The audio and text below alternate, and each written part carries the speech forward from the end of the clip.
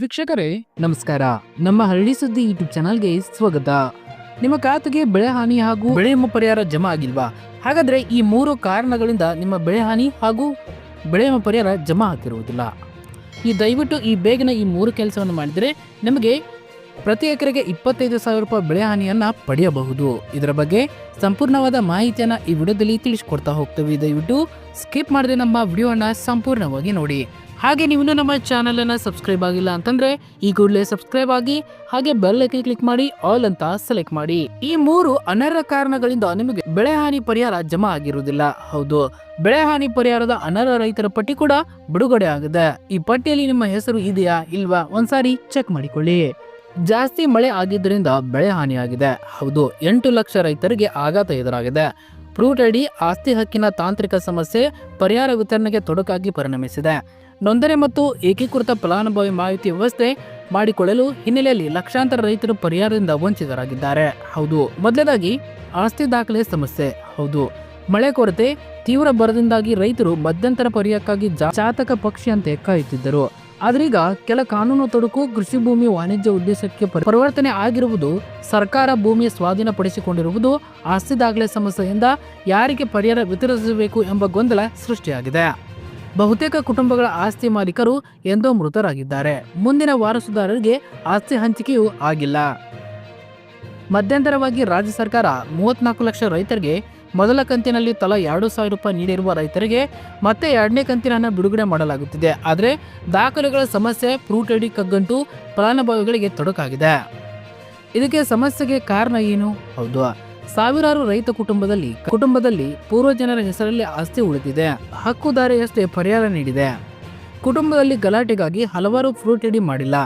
ಗ್ರಾಮ ಪಂಚಾಯಿತಿಯಲ್ಲಿ ಇಂಥ ಕನಿಷ್ಠ 30 ಕೇಸುಗಳಿವೆ. ಮಾಹಿತಿ ಸಂಗ್ರಹ ನಿರ್ಲಕ್ಷ್ಯ. ಹೌದು, ಫ್ರೂಟ್ ಡಾಟಾಬೇಸ್ನಲ್ಲಿ 8 ಲಕ್ಷ ರೈತರು ಮಾಹಿತಿಯೇ ಇಲ್ಲ. ಬಿಟ್ಟು ಹೋಗಿರುವ ಅರ್ಹ ರೈತರ ಮಾಹಿತಿ ಮತ್ತೆ ದಾಖಲಿಸಲು ಸರ್ಕಾರ ಅಧಿಕಾರಿಗಳಿಗೆ ಸೂಚಿಸಿದ್ದರು.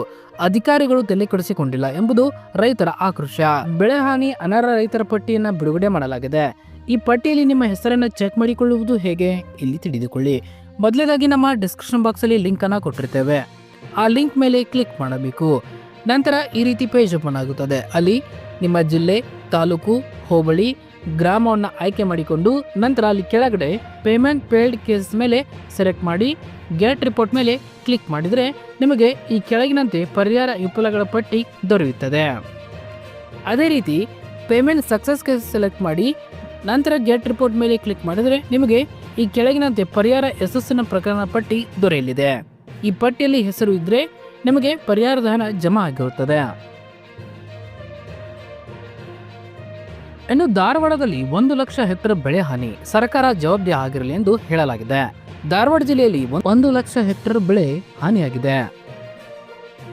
ಇನ್ನು ಕುಟುಂಬಗಳಿಗೆ ಮನೆಯನ್ನ ಮರು ನಿರ್ಮಾಣ ಮಾಡಲು 1.2 ಲಕ್ಷ ಹಾಗೂ ಪ್ರತಿ ಕುಟುಂಬಕ್ಕೆ 25,000 ರೂಪಾಯಿ ಪರಿಹಾರ ನೀಡುವ ಭರವಸೆಯನ್ನ ನೀಡಿದ್ದಾರೆ. ಜೊತೆಗೆ ಬೆಲೆಯಲ್ಲಿ ಏರಿಕೆ ತರುವ ಮತ್ತು ಸಂಗ್ರಹ ಕೇಂದ್ರ ಆರಂಭಿಸುವ ಕ್ರಮವನ್ನ ಸೂಚನೆ ನೀಡಿದ್ದಾರೆ. ಬೆಳಗಾವಿ ಹಾಗೂ ರಾಯಭಾಗದಲ್ಲಿ ತಕ್ಷಣ ಪರಿಹಾರ ನೀಡುವಂತೆ ತೀರ್ಮಾನ ಮಾಡಲಾಗಿದೆ.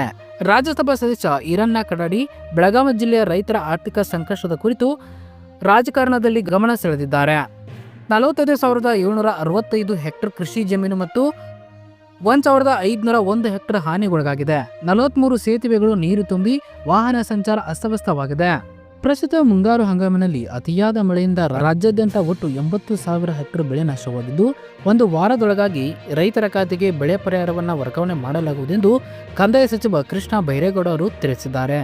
ಕಳೆದ ತಿಂಗಳಿನಲ್ಲಿ ವಾಡಿಕೆಗಿಂತ ಹೆಚ್ಚು ಮಳೆ ಒಂದೇ ಬಾರಿಗೆ ಬಂದ ಕಾರಣ ರಾಜ್ಯಾದ್ಯಂತ ಕೃಷಿ ಬೆಳೆ 78,679 ಹೆಕ್ಟೇರ್ ಮತ್ತು ತೋಟಗಾರಿಕೆ ಬೆಳೆಗಳಾದ 2,294 ಹೆಕ್ಟೇರ್ ಪ್ರದೇಶದಲ್ಲಿ ಬೆಳೆ ಹಾನಿಯಾಗಿರುತ್ತದೆ. ರೈತರಿಗೆ ಇಂತಹ ಸನ್ನಿವೇಶದಲ್ಲಿ ಆರ್ಥಿಕವಾಗಿ ಸಹಾಯ ಅಥವಾ ನೆರವು ನೀಡಲು ರಾಜ್ಯ ಸರ್ಕಾರದಿಂದ ರೈತರಿಗೆ ಪರಿಹಾರ ನೀಡಲು ಕ್ರಮವನ್ನು ಕೈಗೊಳ್ಳಲಾಗುತ್ತಿದೆ.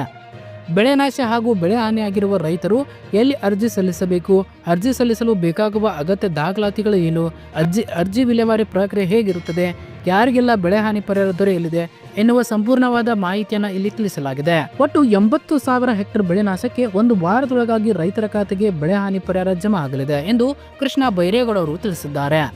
ಅತಿವೃಷ್ಟಿಯಿಂದ ಕೃಷಿ ಬೆಳೆ ಮತ್ತು ತೋಟಗಾರಿಕೆ ಬೆಳೆ ಎರಡನ್ನೂ ಸೇರಿ ಒಟ್ಟು ರಾಜ್ಯದಲ್ಲಿ 80,000 ಹೆಕ್ಟೇರ್ ಅಂದರೆ 2 ಲಕ್ಷ ಎಕರೆ ಬೆಳೆ ನಾಶವಾಗಿದ್ದು 1 ವಾರ ಒಳಗಾಗಿ ಯಾವ ಬೆಳೆಗಳು ನಾಶ ಹಾನಿಯಾಗಿವೆ ಎಂಬ ಬಗ್ಗೆಯೂ ಖಚಿತ ಮಾಹಿತಿ ಲಭ್ಯವಾಗಲಿದ್ದು ನಂತರ ರೈತರಿಗೆ ಪರಿಹಾರ ವರ್ಗಾವಣೆ ಮಾಡುವ ಕಾರ್ಯಕ್ಕೂ ಚಾಲನೆ ನೀಡಲಾಗುವುದು ಎಂದು ಕಂದಾಯ ಸಚಿವ ಕೃಷ್ಣ ಬೈರೇಗೌಡ ಅವರು ತಿಳಿಸಿದ್ದಾರೆ.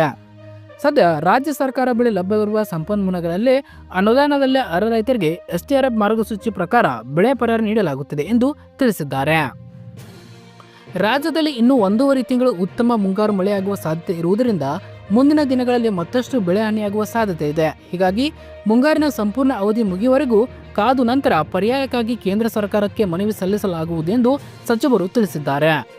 ರಾಜ್ಯಾದ್ಯಂತ ಕೃಷಿ ಬೆಳೆ 78,679 ಹೆಕ್ಟೇರ್ ಹಾನಿಯಾಗಿದ್ದರೆ ತೋಟಗಾರಿಕಾ ಬೆಳೆ 2,294 ಹೆಕ್ಟೇರ್ ಪ್ರದೇಶ ಹಾನಿಯಾಗಿದೆ. ಈ ವಾರದೊಳಗೆ ಯಾವ ಬೆಳೆಗಳು ಹಾನಿಯಾಗಿವೆ ಎಂಬ ಬಗ್ಗೆಯೂ ಖಚಿತ ಮಾಹಿತಿ ಸಿಗಲಿದೆ. ತದನಂತರ ರೈತರಿಗೆ ಪರಿಹಾರ ನೀಡುವ ಕಾರ್ಯಕ್ಕೂ ಚಾಲನೆ ನೀಡಲಾಗುವುದು. ಪ್ರಸ್ತುತ ರಾಜ್ಯ ಸರ್ಕಾರದ ಬಳಿ ಇರುವ ಸಂಪನ್ಮೂಲಗಳಲ್ಲೇ ಪರಿಹಾರ ನೀಡಲಾಗುವುದು. ಇನ್ನು 1.5 ತಿಂಗಳ ಮಳೆ ಸಾಧ್ಯತೆ ಇರುವುದರಿಂದ ಮುಂದಿನ ದಿನಗಳಲ್ಲಿ ಮತ್ತಷ್ಟು ಬೆಳೆ ಹಾನಿಯಾಗುವ ಸಾಧ್ಯತೆ ಇದೆ. ಹೀಗಾಗಿ ಮುಂಗಾರಿನ ಸಂಪೂರ್ಣ ಅವಧಿ ಮುಗಿಯುವವರೆಗೆ ಕಾದು ತದನಂತರ ಪರಿಹಾರಕ್ಕಾಗಿ ಕೇಂದ್ರ ಸರ್ಕಾರಕ್ಕೆ ಮನವಿ ಸಲ್ಲಿಸಲಾಗುವುದು ಎಂದು ಕಂದಾಯ ಸಚಿವ ಕೃಷ್ಣ ಬೈರೇಗೌಡ ಅವರು ತಿಳಿಸಿದ್ದಾರೆ. ಬೆಳೆ ನಾಶ ಅಥವಾ ಹಾನಿಯಾಗಿರುವ ರೈತರು ಅರ್ಜಿಯನ್ನು ಎಲ್ಲಿ ಸಲ್ಲಿಸಬೇಕು? ಹೌದು, ಕಳೆದ ತಿಂಗಳು ಅತಿಯಾದ ಮಳೆಯಿಂದ ರೈತರು ತಮ್ಮ ಜಮೀನಿನಲ್ಲಿ ಬೆಳೆದಿರುವ ಬೆಳೆ ನಾಶವಾಗಿದ್ದಲ್ಲಿ ನಿಮ್ಮ ಹಳ್ಳಿಯ ಗ್ರಾಮ ಲೆಕ್ಕಾಧಿಕಾರಿಗಳ ಕಚೇರಿ ಸಮಯದಲ್ಲಿ ಅಗತ್ಯ ದಾಖಲಾತಿಗಳ ಸಮೇತ ಭೇಟಿ ನೀಡಿ.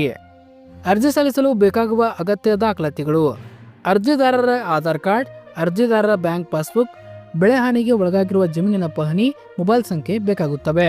ಅರ್ಜಿ ವಿಲೇವಾರಿ ಪ್ರಕ್ರಿಯೆ ಹೇಗಿರುತ್ತದೆ?